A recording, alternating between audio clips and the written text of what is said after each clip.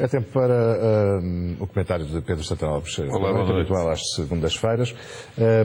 Começaram as negociações, a nova troika, digamos assim, começou as negociações. Na sua opinião, hoje, está votado ao sucesso ou ao fracasso esta tentativa de acordo? Bem, o que eu sinto é que está votada ao insucesso.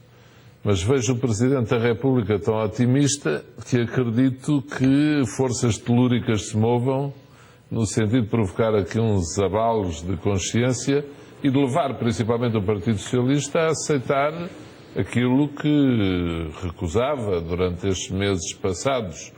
Quer dizer, a posição do Presidente, lembra-se aqui a semana passada, nós estávamos estupefactos, como eu julgo que a grande maioria das pessoas esteve estupefacta. Ainda este fim de semana, outros comentários políticos que eu vi partilhavam dessa estupefação. Mas, quer dizer, a atitude do Presidente de apelar a um consenso, a uma plataforma entre os três partidos, teve algum grau de compreensão. A tal ideia boa, a motivação é boa. A questão foi na maneira de fazer, no que ele depois pôs à volta.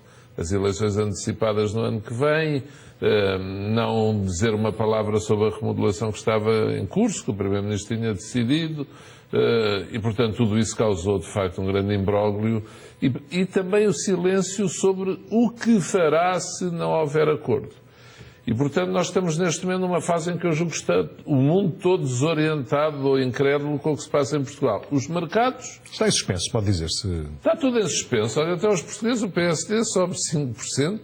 Não levem a mal eu sorrir, mas é estranho. Nos tempos que correm, enfim, as pessoas podem ter dado crédito à maneira como Passos Coelho geriu toda esta situação até agora, mas é estranho. O PSD subir 5%, acho que nenhum de nós esperava. Eu, confesso, surpreso. Sim, mas está dentro da sua base de apoio normal? Está dentro dos mínimos garantidos.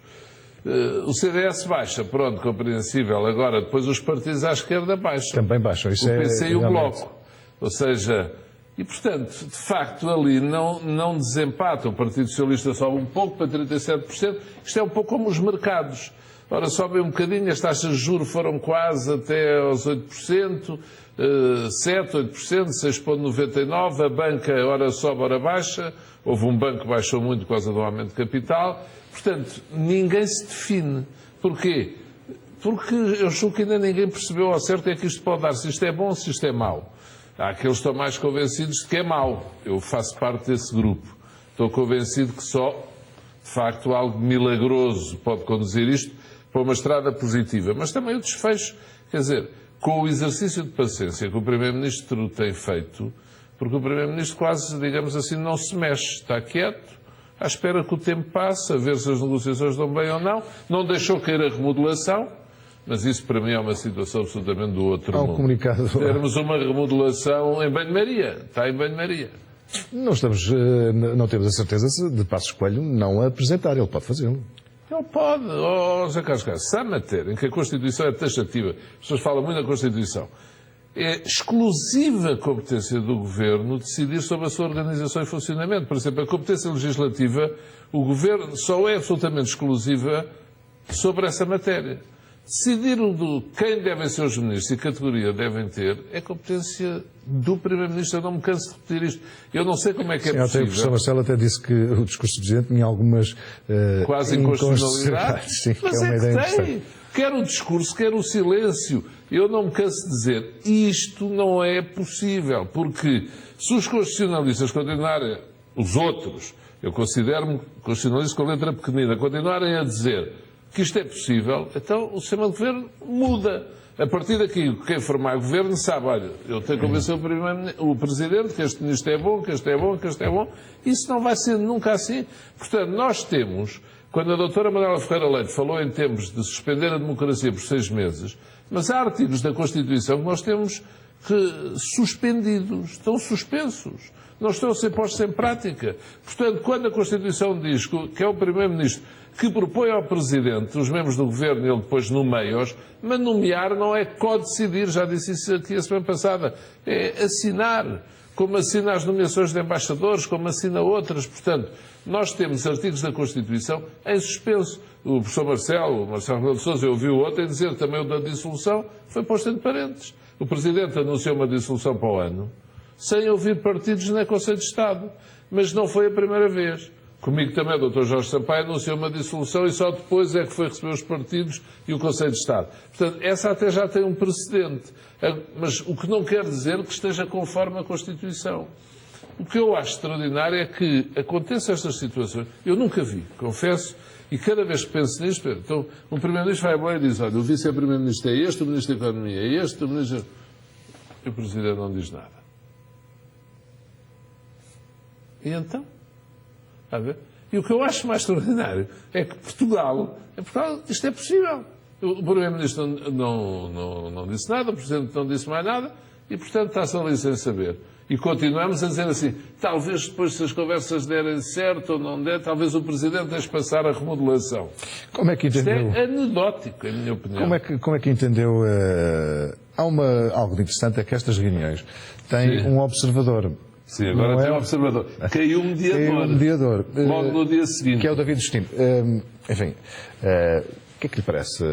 Há aqui alguma mudança? O observador, tanto quanto sei, foi solicitado pelas partes, e nomeadamente pelo Primeiro-Ministro, porque havia uma questão. Então, se o Presidente da República deixou cair um mediador e não tem lá ninguém, se as negociações não vão a bom porto, como é que se sabe, como é que o próprio Presidente que as pediu sabia de quem é que era a culpa maior e a culpa menor das negociações não chegarem a bom porto? Era os negociadores que iam lá dizer a Belém, olha, que a culpa foi daquele. Não, foi dele. Portanto, é uma espécie de repórter de Belém. Exatamente. Ele depois regressa ao Presidente e diz o que é que aconteceu. Exatamente. Olha, que hoje o PS foi mais chato, o PSD hoje estava mal disposto. Também é algo de inédito, de algum modo. É algo de inédito. Isto é uma coisa absolutamente extraordinária, porque parece o quê? Parecem umas negociações internacionais sobre limitação de fronteiras, qualquer coisa. Está lá o observador da ONU. Portanto, o Presidente aqui faz secretário-geral da ONU, há umas partes beligerantes que estão em conflito e vai lá o observador ver, o chamado, em direito internacional público, chama-se, é que nem é bons ofícios, ele é só bom observador. Porque há aqueles delegados da ONU que vão exercer os seus bons ofícios no sentido, ou a mediação, de chegarem a um acordo. Ajudar. Este não, está lá sentado, tanto quando sabe. Ouve e toma notas e depois vai contar. Depois estão dois ministros da parte. Isto é extraordinário. Eu devo dizer que acho isto extraordinário. Filipe Lafera não faria melhor. Estão dois ministros, Poiares Maduro e Carlos Moedas, está o observador de Belém e estão os partidos. Depois o PS diz, olha, eu ali vou chegar a acordo. Mas quando for lá ao Parlamento, vou votar a favor da moção de censura dos verdes, sou contra o Governo. Acha que há um contrassenso do PS aí ou não? Sabe aqui? Um contrassenso, ou seja... Não é muito lógico, não é? Eu compreendo, pode-se dizer, uma coisa é o Governo, outra são os partidos, sem dúvida. Agora, acho que os políticos têm que pensar na generalidade dos cidadãos. O que é que pensam? Então, estão ali a tentar chegar a um acordo os partidos. Pois, só um bocadinho. Agora vou ali à Assembleia, não se importa, há uma moção de censura. Bumba, tudo a discutir uns contra os outros, contra o Governo deve cair.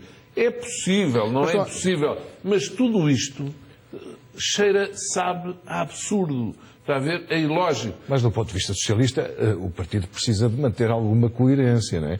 Precisa, mas o PS, como sabe, absteve-se nas outras moções de censura, apresentadas pelos outros partidos, pelo PC, pelo Bloco, anteriormente. E agora, vai votar contra. É evidente que o PS endureceu o tom e o conteúdo da sua posição. Por isso eu até acho compreensível, sob esse ponto de vista, que o PS possa mudar de posição. Só que depois está na outra sede a conversar para fazer um acordo.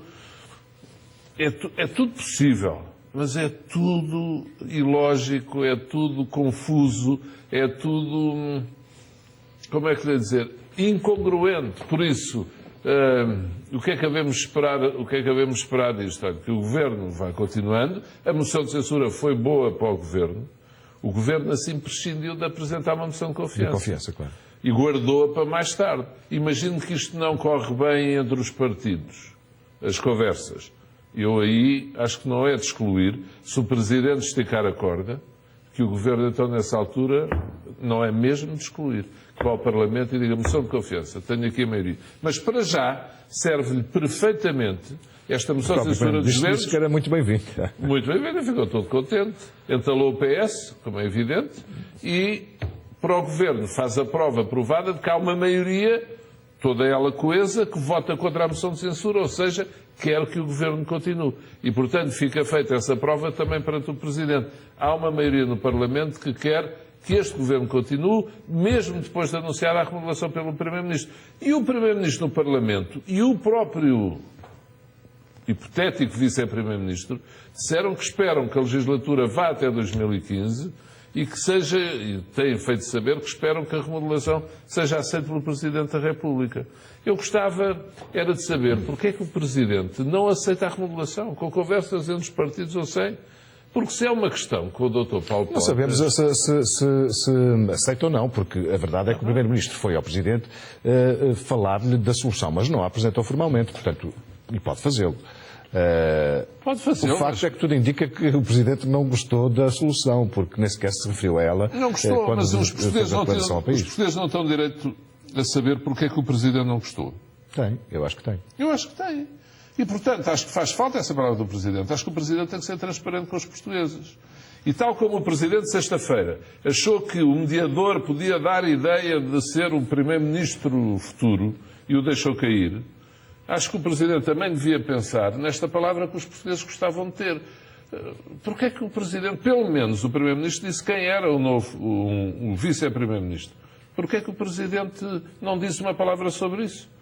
Quer dizer, não me passa pela cabeça que haja aqui uma guerra entre o Presidente e o Dr. Paulo Portas, levada para o nível Supremo do Estado. O Presidente não gostou da atitude do Dr. Paulo Portas de ter demitido. Mas isso seria uma segunda birra, não é? Com certeza. E de não lhe ter telefonado e não sei... Pronto, sim senhor. Até acho que o Presidente tem razão. Acho que o Presidente tem razão nisso. Agora, não pode passar isso para... Então não estou posse. Isto não é assim. E se não é este o motivo, então acho que nós, portugueses, temos direito a saber porque é que o Presidente não quer a nova fórmula do Governo, quando todas as pessoas dizem, ainda não ouvi ninguém dizer o contrário, que é uma fórmula até mais conseguida do que a anterior. Inicial, sim. E, portanto, e até desaparecem os contras dos mega-ministérios e disso. Portanto, em princípio, faz bem ao país. Ora, se faz bem ao país, como é que o chefe de Estado não a aceita? É porque há de ter uma razão forte, mas tem que diga, que diabo. Porque não fazia mal nenhum ao país. O Presidente, se deixa estar este Governo em funções, deixá-lo estar com a fórmula que o Primeiro-Ministro, que é o responsável, considera a mais adequada para o Governo exercer as suas funções.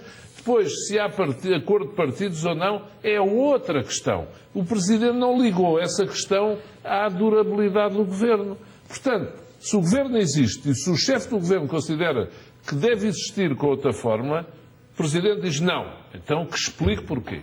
O Presidente tem essa obrigação perante os portugueses. Porque a política, ao mais alto nível do Estado, não pode ser um jogo de adivinha. E a relação entre eleitos e eleitores ser uma coisa ligada à astrologia. Dizer, deixa cá ver se consigo ler nos astros porque é que o Presidente não dá posse a um governo. Porque ainda por cima é um ato de uma enormíssima responsabilidade institucional. O Presidente não pode fazer isto a melhor. E eu não estou a dizer isto por como é que eu ia dizer? Nenhuma vontade de criticar Cavaco Silva, seja o que for. Acho que é óbvio, tenho a certeza absoluta do que estou a dizer, que tenho razão a 100%. O Presidente da República não pode fazer isto. E se faz, tem que dar uma explicação aos portugueses. Isso é que é irregular funcionamento das instituições. Porque a questão é esta. O Presidente pode demitir o Governo para assegurar o regular funcionamento das instituições. Mas e quando é o Presidente a não cumprir com o regular funcionamento das instituições? Quem é que se demite? Nos Estados Unidos chama-se impeachment, não é? Mas é que esta questão tem que estar em cima da mesa. Acha que esta solução mostra também que Cavaco Silva, de algum modo, não gosta do Primeiro-Ministro? Ou seja, aquela velha tensão que existia entre os dois, que se alongou durante todos os anos, se manifestou neste momento? Ou seja, pouca confiança em Passos Coelho. Eu acho que os presidentes, e nomeadamente este presidente, com os dois primeiros ministros já teve, já passou por várias fases da lua, digamos assim. Com Sócrates gostava muito, depois gostava pouco, depois passou a detestar. Com Passos Coelho, ao princípio disse que não gostava, depois que tinha uma relação melhor, agora parece outra vez que está mais frio. Agora, Eu gosto de ver isso, se me apetecer seguir uma novela, não me gosto tanto de ver isso ao mais alto nível do Estado. E parece-se, muitas vezes, que estas questões, como é que lhe dizer, das relações pessoais, são transpostas para as relações institucionais. E eu não deixo de o dizer, não, acho que as pessoas conhecem, que não tem nada a ver com José Sócrates, sabem isso, mas eu acho que José Sócrates, nesse ponto, foi um pouco vítima, às vezes, daquilo que o Presidente pensava dele. Eu não estou a dizer que o Presidente não pensava com razão. Eu, por exemplo, lembra-se dos Estatutos dos Açores, o Presidente teve toda a razão do mundo, José Sócrates portou-se muito mal com ele. Mas também acho que o Presidente depois também chegou a José Sócrates com muita força, e às vezes uma força maior do que aquela que terá usado posteriormente em situações equivalentes. Portanto, acho que essa questão das relações pessoais dos Estados dá uma pessoais, por muita razão, eu até admito que o Presidente acho que é assim, mas então diz, olha, eu considero inadmissível o que fez o Dr. Paulo Portas. E se vê-lo proposto para Vice-Primeiro-Ministro, eu não tolero. Não sabemos se disse isso ou não. Pronto. Não é pública a conversa. Não é público. Não é? Mas eu dizia, não empossa como Vice-Primeiro-Ministro. E como dizia ontem alguém, que já aqui falámos, então eu continuo Ministro dos Estrangeiros a representar o Estado. Não é provável que tenha dito, porque o próprio Pedro Passos Coelho ficou surpreendido com a decisão do Presidente. Portanto, se pois não, eu acho que não respondeu, pura e simplesmente. E conhecendo eu um bocadinho a pessoa em causa, há muitos anos, fui 7, 8 anos membro dos seus governos, e com gosto e com honra, estou convencido que não falou. Eu sei que quando Cavaco Silva não quer falar de um assunto, não fala mesmo. Se for preciso, até vira a cara para o outro lado e não fala.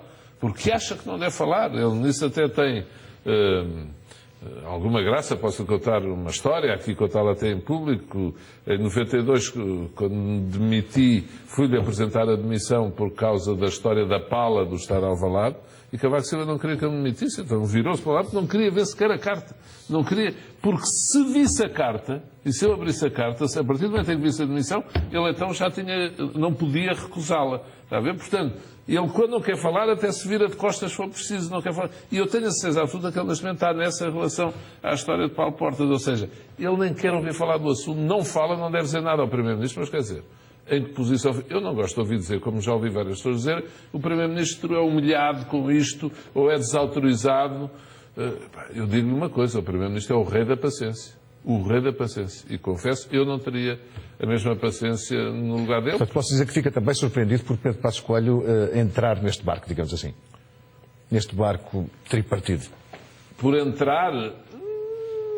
Não vou dizer que... Acho que ele faz bem em aceitar as conversas. Agora, a questão da remodelação, acho que o PSD, pelo menos, mesmo não fosse Passos Coelho, já devia ter insistido com o Presidente saber porque é que o Presidente a recusa. Porque acho que não há direito, não se pode fazer, não se pode suspender a Constituição à medida das conveniências, dos estados de alma de cada um. Não se pode fazer. E esta prática não é conforme à Constituição. Esta atitude não é conforme à Constituição. Como não é a questão da dissolução para o ano. Mas para mim, mais grave do que essa, é esta de recusar uma remodelação proposta por um Primeiro-Ministro. Não pode ser. Ponto. E se pode, então temos que escrever na Constituição, o Presidente da República pode recusar os membros do Governo propostos pelo Primeiro-Ministro. E então o nosso sistema passa, de facto, presidencialista. Temos que dar ao Presidente o poder de presidir a Conselho de Ministros. Porque até se dizia, o que é curioso é que até se dizia, uns dias antes, até se dizia, especulando, claro, isto não se confirma, que teria sido o próprio Cavaco Silva a forçar Pedro Passos Coelho a manter Paulo Portas no Governo, porque senão entendia. E foi, no sentido de dizer, nunca falou de Paulo Portas, mas dizia sempre, pelo que sei e pelo que sabemos, mas eu exijo um governo estável e duradouro. E quando se podia traduzir, quer dizer, o que ele queria dizer, tem que estar os dois líderes da coligação. O que se percebia era que ele dizia, se não tiver Paulo Portas, não é estável e duradouro. É por isso que há aqui uma contradição. Palavra de honra, eu acho que era bom para o Presidente resolver isto. Porque o Presidente, resolvendo isto, ficava só com as duas questões. Olha, o acordo dos partidos e as eleições para o ano. As eleições para o ano logo vemos. Embora eu não veja como é que os partidos vão fazer um acordo se não chegam a acordo sobre o primeiro pilar, que é o calendário eleitoral. O PSD não quer, o CDS não quer eleições para o ano, o PS quer. Não chegam a acordo nesse. Então como é que chegam a acordo nos outros dois, está a ver?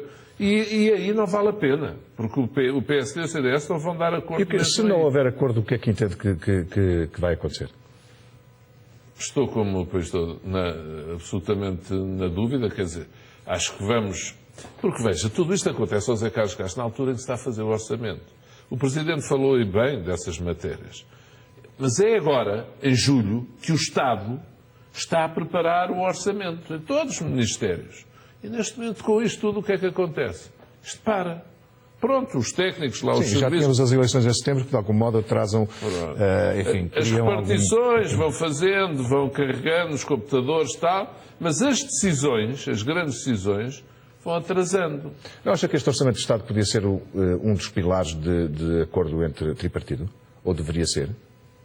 Acho que sim. Acho que faz sentido o que está a dizer. Acho que devia constar expressamente do acordo. Porque os dois pilares dizem é medidas para este ano para Portugal regressar aos mercados e depois é o tal a médio prazo. E o orçamento. É que nós temos aqui... Sim, mas é o orçamento, no fundo, que cria essas condições. Sim. Mas temos estes dois marcos aqui que você referiu agora. Temos, no meio disto tudo, até nos esquecemos, as autárquicas em setembro, 29, e depois o orçamento tem que ser entregue a 15 de outubro. Então esse falha ao acordo dos partidos. Depois o Presidente vem dizer o quê? Então que aceita a remodelação? Não diz nada? Portanto, nas autárquicas, depois já sabemos, depende dos resultados. Mas como é que o orçamento entra a 15 de outubro? Ou seja, isto só corre bem se houver mesmo acordo. Mas para haver acordo, quem é que vai ceder? O PSD e o CDS a dizer, sim senhor, eleições para o ano? O PS a engolir as medidas todas que até aqui não queria engolir? Eu acho que a haver acordo vai haver um acordo vago, com 2 medidas, ou 3. Mas isso seria um acordo para inglês ver, não é? Um acordo, sim. Inglês Mas ver, eu se quer que lhe ou diga... para Presidente ver, neste caso. Se quer que lhe diga, eu acho que é o mais provável. Eu acho que, quer dizer, o regime dificilmente pode passar pela situação do Presidente ficar desautorizado. E nessa perspectiva os partidos são quase obrigados a fazer um acordo qualquer que ele seja. Agora, o PS irá aceitar um acordo de dizer vão 80 mil ou 90 mil funcionários públicos para o quadro da mobilidade e depois sem vínculo à função pública? Não acredito. Qualquer coisa que mexa nos pensionistas, não acredito. Aí na CDS... Bom, a questão também é preciso perceber como é que o próprio Governo gera essa questão, porque se tem eleições a partir de junho de 2014, estamos num período já, podemos dizer, pré-eleitoral, embora há um ano de diferença. Será que o Governo quer executar essa medida, ou vai fazer como fez na educação no negócio que dele para 2015? Será que o Governo vai conseguir aqueles 4,7 mil milhões que seriam necessários, ou vai ter margem para poder passar de junho de 2014? É que agora tudo se mistura, não é? É, tudo se mistura, mas é evidente, vamos pôr do lado do PSD e do CDS. PSD e CDS que não querem eleições agora, para estarem no governo, e aqui vou contradizer um bocadinho o que tenho estado a dizer, mas para se ver o outro lado da moeda, o outro lado da lua. O PSD e o CDS dizem assim, para eu atravessar este ano, é bom ter o PS comprometido. E então, sim senhor, se eu tiver o PS comprometido à séria, eu aceito eleições em setembro, não só antes de setembro, 2014. Mas é o PSD e o CDS saírem pelo mal menor. Eu não acredito, está a ver? Mas acho que o PSD e o CDS gostavam de ter já o resultado das autárquicas para terem a certeza se poderiam aceitar isto ou não. Porque não se esqueça disto, é outra variável. A economia está a dar sinais positivos. E normalmente Cavaco Silva chega-se à frente quando a economia sobe. É uma constante da sua vida política. E Cavaco Silva está no centro do sistema político. A economia começa a melhorar, então, e se o PSD e o CDS continuarem no governo, a economia a melhorar, Cavaco Silva vai convocar eleições em 2014, com o país a melhorar, o desemprego a não aumentar, com o investimento a subir um pouco, mais postos de trabalho... Não, isso mostra que Cavaco não acredita que isso aconteça. Diga? Mostra que Cavaco não acredita que isso aconteça. Eu acho que Cavaco é capaz de acreditar que isso aconteça, acredita menos é que nós consigamos ir aos mercados em boas condições. E está com medo dos tais 14 mil milhões de euros que temos que ter em caixa. Temos que ter em caixa. E, portanto, e aí volto a dizer, a motivação do Presidente é boa aí. A preocupação do Presidente é legítima aí. A questão está na maneira como ele fez as coisas e como ele procedeu. É por isso que eu digo, ele dizia assim, sim senhor, querem a senhora Vice-Primeira-Ministra ou também a Ministra da Economia, está aqui, mas eu quero o acordo dos 3 partidos. E depois do acordo, para o ano, chegamos a junho, e em princípio eu convoco eleições, logo vemos se é para setembro, para outubro ou novembro. E pronto. é razoável. Agora, este novelo que foi aqui criado com as variáveis todas é muito complicado. E com os cenários todos. Posso dizer que o Presidente parece querer agradar a gregos e troianos e acabou por desagradar a todos? Um bocadinho isso. Quis agradar a gregos e troianos e acabou por não agradar a ninguém, porque está tudo voluntário à força. Ninguém está bem na sua pele a fazer aquilo que o Presidente pediu para ser feito. E as coisas têm de ser feitas com convicção. E, portanto, estarem lá os partidos contrariados, enquanto já tivessem o quadro clarinho, mas o Presidente disse, os partidos que façam o quadro, pronto, o calendário, mas saberem que o podem fazer dentro de parâmetros legítimos. O Governo tem o Governo que quer, a oposição terá eleições algo mais cedo do que 2015, mas até lá o Presidente tinha que dizer, meus senhores, mas este Governo está em funções, tem todo o meu apoio e o PS tem que viabilizar a medida A, B, C, D, E, que chegarem a... Pronto, agora assim estamos no escuro. Estamos a dizer, vão chegar a acordo? Não sabemos. Há eleições para o ano? Em princípio sim. Em que mês? Não sabemos. A remodelação entra? Não sabemos. Não sabemos, não sabemos, não sabemos. Como é que se pode gerir um país numa crise tão profunda com não sabemos como regra neste momento de funcionamento ou de não funcionamento? Como aquilo que as pessoas têm mais a certeza é de que não sabem. Quando deviam ter a certeza que sabem as regras com que nos movemos. E, portanto, é um quadro muito complexo, mas precisa de muita arte, de muito engenho, para, de facto, se poder desatar estes nós todos. Tem que ser um a um. É um exercício de paciência. Aquele que, neste momento, é bom sublinhar isto, diz tão mal dos partidos tantas vezes, e com muita razão, mas os partidos, neste momento, estão a fazer das tripas coração para tentarem chegar a um entendimento, que não deixe de dizer, já podia e devia ter sido tentado há mais tempo, mas é agora. E eles estão a dar tudo, quando os partidos também têm a obrigação de ter a sua cara, de ter vergonha, terem amor próprio e, portanto, não podem desdizer tudo o que disseram. Às vezes isso acontece e as pessoas censuram. Olha, disse uma coisa em eleições, depois esqueceu-se. Aqui, os partidos estão um bocado perante a mesma exigência, nomeadamente o PS. É muito difícil dizer assim, então agora vou assinar essas medidas. Não é fácil. É que o PS não tem nada a ganhar, não é? Não. É evidente que um Presidente da República tem uma autoridade sempre, porque é extraordinário. Veja como este Presidente estava pelas ruas da amargura. Esta sondagem, por acaso tenho pena, não vi ali, não sei se me deu a popularidade do Presidente. O Presidente estava pelas ruas da amargura e neste momento já deve ter subido um pouco, calculo eu, porque ganhou de facto força, poder, liderança. Agora, isto pode correr muito bem, o que seria, para se correr mal. Bem, o que seria? Um acordo realmente de longo prazo e de substancial. E aparecerem os três partidos a dizer, nós chegámos a acordo, até junho de 2014 temos aqui o roteiro para a governação. Mas só nas intenções. O PS abstém-se, pelo menos, e os outros votam a favor. O que me parece aí acho que o Presidente estaria de parabéns. Gostaria de ter era um acordo específico e até quase que tratado na especialidade, porque é disso que se trata numa situação de crise como a nossa. O que é comum nos acordos políticos é descrições mais ou menos bonitas e bem escritas ou seja, intenções, um cardápio de intenções, não é? Sim. Será que é isso que vai acontecer desta vez ou será uma coisa mais precisa? Mais responsável, se quiser? Eu acho que tem que ter 2 ou 3 medidas precisas.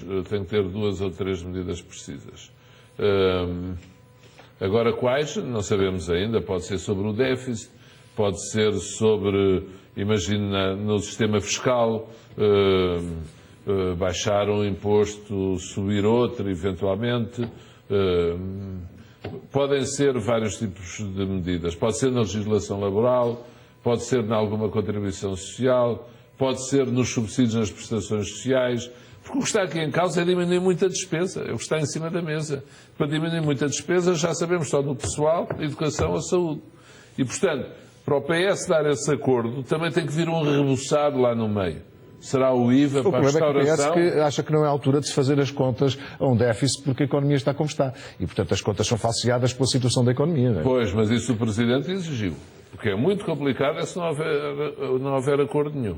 Isso aí fica tudo numa posição difícil. Ficam os partidos que não fizeram o que o Presidente pediu e fica o Presidente aí numa situação muito delicada, cujas consequências políticas eu não sei imaginar neste momento. Mas é por isso que eu acho que vai haver um acordo qualquer. Com 3 medidas difíceis e um repousado. É aquilo que eu acho mais provável. Até para o próprio Pires Lima, não é? Sim, se vier, ele está indeciso, de facto, entre deixar lá a sua empresa ou não, mas eu também compreendo que ele não deixe para ser ministro. A prazo são todos, mas a prazo curto compreendo que ele não deixe. Portanto, neste momento, o sistema político português está todo em suspenso. Em suspenso, vamos ter quinta-feira a moção de censura, o Governo vai obter um atestado, uma declaração da Conservatória, que é o Parlamento, a dizer que o Governo está vivo e de boa saúde, se lá dizer, diga. E coeso. E coeso, exatamente, agora está coeso, e depois é mais ou menos na mesma altura em que os partidos têm que dizer há fumo branco ou não há fumo branco. Se houver fumo branco entre os partidos e se houver acordo perspectivado para o Orçamento de 2012, aí o Presidente fica numa grande posição, sem dúvida nenhuma. E se ficar, eu, da minha parte, serei o primeiro a tirar-lhe o chapéu e a cumprimentá-lo. Estarei na primeira linha. Agora, o que melhor traduz a atitude, o estado de espírito das pessoas agora é o que o CDS está a fazer hoje ali no Porto. O melhor é ficar para depois das autárquicas. Pois, porque as autárquicas também podem Ou seja, ninguém sabe. serem determinadas Então vamos... para o que e nem se sabe muito bem para o que podem ser determinadas. Então mas eu marcar podem ser outra um teste. pode. Então o São CDS testes. ia marcar o Congresso outra vez para a semana ou daqui a 2 semanas. E chegamos lá e será que podemos falar? A menos que discutissem a liderança do partido, porque Sim. isso, enfim, há alguns Mas figuras do CDS que acham que era o momento em que deviam discutir a liderança do próprio Sim, partido. mas Paulo Portas demitiu-se outra vez, de facto, não pode, nesse caso não poderia aparecer mesmo durante para aí 3 anos. E, portanto, não era fácil. Acha que estas sondagens, há pouco vimos a sondagem, vimos entre as subidas e descidas, algumas são surpreendentes, mas vemos também a esquerda a descer. A esquerda também foi apanhada na curva, digamos assim, com esta questão levantada pelo Presidente? Acho que sim, mas a esquerda que mais desce é a esquerda que quer eleições. Mais veementemente. O que demonstra, mais uma vez, que a generalidade dos portugueses não quer eleições. Não houve nenhuma sondagem que desse uma maioria a querer eleições. É assim uma minoria. Depois, entre os que não querem, dividem-se as soluções. Mas aqui, mais uma vez, os partidos que mais pagam são o CDS, que provocou esta crise, e os outros querem eleições. Quem são os que sobem? O PSD, que é o que sobe mais, e o PS sobe um bocadinho. Que são quem? O PSD tentou salvar a crise e o PS aceitou o pedido do Presidente. Ou seja, mais uma vez, cá está o povo português ao meio, moderado, Sim, com em bom princípio senso. o PSD foi buscar alguma coisa ao CDS e o PS aos partidos de esquerda. Exatamente, é isso mesmo. E, portanto, nesse quadro, de facto, fala-se muito quanto ao Centrão, quanto ao Bloco Central, contra isto tudo, mas acaba sempre por ser aí, mais coisa menos coisa, que a grande maioria dos portugueses se revê. É bom, de facto, sublinhar isto. Os mais penalizados são quem quer eleições e quem provocou a crise. Portanto, essa questão leva-nos à situação pessoal de Paulo Portas. Apesar de Paulo Portas no Parlamento aproveitou para, enfim, esclarecer a disse, sua prefiro posição. pagar o preço da reputação, dizerem mal de mim na prática, digam mal de mim que eu tenho de fazer o que acho que A questão é que quem diz isso parece-me que está mesmo a contar de ser fortemente penalizado. Acha que, como já aqui disse, é o fim de um ciclo político para Paulo Portas dentro do CDS-PP e agora terá que seguir um caminho por seu próprio pé e tentar recuperar uma imagem que perdeu aqui? Eu aí acho que sim. Acho que aconteça o que acontecer e até com este adiamento do Congresso CDS para depois das autárquicas, acho que Paulo Portas vai fazer um grande exercício de reflexão sobre si próprio, sobre aquilo que será o fim de um ciclo, o tempo de Paulo Portas como governante, que acabará com esta experiência governativa agora, como já tive a ocasião de dizer várias vezes. Portanto, saber o que fará Paulo Portas no Congresso é a questão. Eu acho que ele não pode sair de todo se houver governo. Porquê? Porque tem que estar lá sempre o número 1. Mas pode ficar um número 1 com muito menos poderes e ficar claro já que vem aí outro senhor que será consagrado nessa altura no Congresso como o futuro líder do CDS. E, portanto, acho que esse tempo a Paulo Portas, ele sábio, chegou. E eu venho dizendo há tempo. Isto não quer dizer que o futuro dele, que ele não tenha futuro político. Tem muito. Por muito estranho que isto possa parecer hoje em dia que ele está em baixo. Fora do partido. Mas fora do partido. Estou inteiramente convencido disso. Disputar as presidenciais, carreira política lá fora, algum cargo internacional, seja o que for. Agora, Paulo Portas, como dizem pessoas de todos os setores, é um homem cheio de qualidades intelectuais, mas com certeza também pessoais, e E a política não acaba aqui para Paulo Portas. Acaba o tempo de Paulo Portas no governo porque ele não tem condições de ser Primeiro-Ministro. Se pudesse ser o CDS, hoje tem 25% ou 20%. Pode ser que Paulo Portas consiga 35% para a próxima e seja o primeiro, mas não, como se sabe. E como ele não pode ser Primeiro-Ministro, que era o seu sonho, o tempo dele no governo acabou. Já foi Ministro de Estado 2 ou 3 vezes, depois se for Vice-Primeiro-Ministro agora, acabou. E não faz mais coligações com o PSD. Estou inteiramente convencido disso, nem ele quer, nem ninguém no PSD vai querer. Portanto, acabou este tempo. A questão vai-se pôr e Paulo Portas acho que agora vai gerir isso com mais ou menos calma, porque o ambiente não está fácil, mas esse acho que é um dado quase adquirido no CDS. O mesmo não se passa no PSD, onde eu considero que, apesar das movimentações, Passos Coelho continua a ter o poder e a ser apoiado pela grande maioria do seu partido. Com isto não estou a dizer que Paulo Portas não é apoiado pelo CDS, mas eu acho que o CDS também deverá sentir que, e aquilo que se passou na crise, em que o CDS disse, não, nós queremos continuar no governo, deve ter feito sentir a Paulo Portas que houve um tempo que mudou. E ele é muito fino a sentir essas mudanças. Fazendo um bocadinho de futurologia, se houver mesmo eleições depois de junho de 2014, será que é Paulo Portas e Pedro Passos Coelho que se apresentam aos eleitores? Ou vão deixar esse... Paulo Portas não é de certeza. Para os partidos. Paulo Portas não é de certeza, aposto. Pedro Passos Coelho, talvez, com mais probabilidade de ser do que não ser, com grandes probabilidades de ser. Ele quer ser, eu acho que tem hipótese de ser, a não ser que aconteça um desastre nas autárquicas, mas aí a questão também se resolve muito antes. Sim, o problema seria... Muito antes. Agora, o Paulo Portas não. Eu acho que o Paulo Portas não vai a legislativas outra vez. Aposto.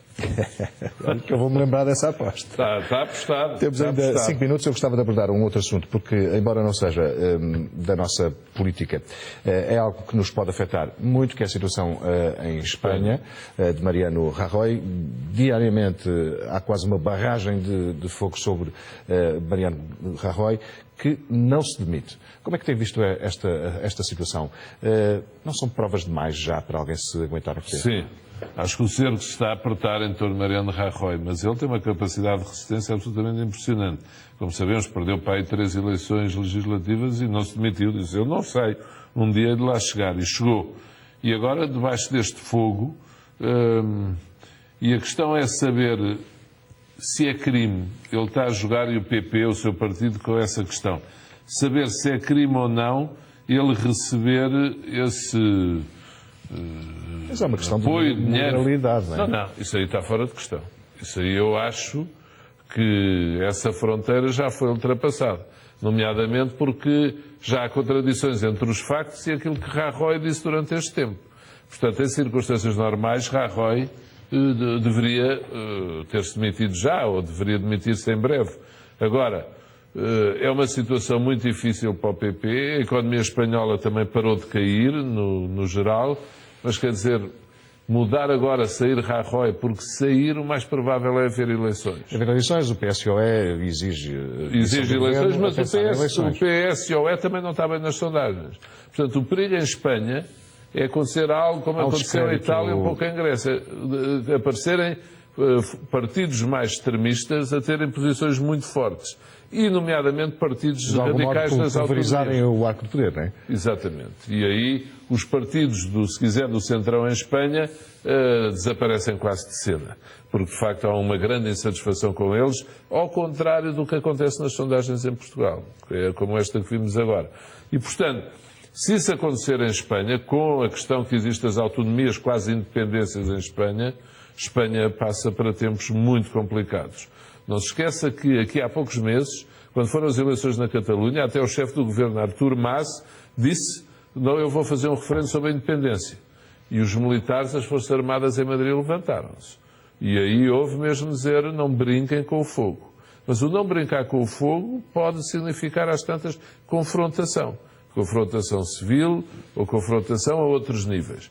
E, portanto, a questão em Espanha é muito séria, é muito sensível. Na sua opinião, temos 2 minutos, na sua opinião, um bocado pensando como aqui, será melhor manter o governo mesmo sem Rajoy, pode acontecer, manter este governo em Espanha ou de facto partir para eleições?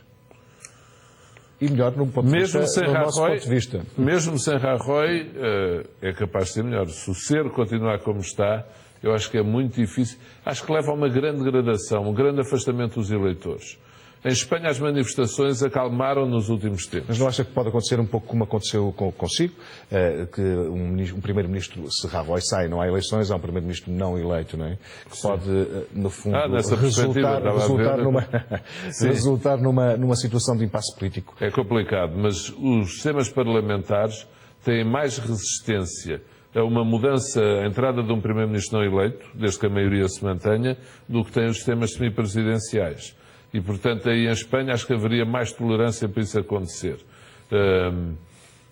Acho preferível haver eleições em Espanha neste momento. Eleições em Espanha neste momento são muito, muito complicadas. Era um pouco como se em Itália não houvesse um acordo e fossem para eleições novamente. O presidente Napolitano até inventou aquela solução inédita de se recandidatar para evitar novamente eleições. Há soluções, há momentos nas democracias. As eleições têm que ser no prazo. Agora, fora de prazo, as eleições às vezes não são aquilo que melhor há para fortalecer a democracia, ao contrário do que alguns pensam. É continuar os mandatos e respeitar os mandatos. Pedro Santana Lopes, obrigado por ter vindo ao seu comentário habitual. Obrigado também, Zé Carlos Castro. Cá nos encontraremos para a semana. Boa noite. Fecha este CM Jornal. A seguir, mercado.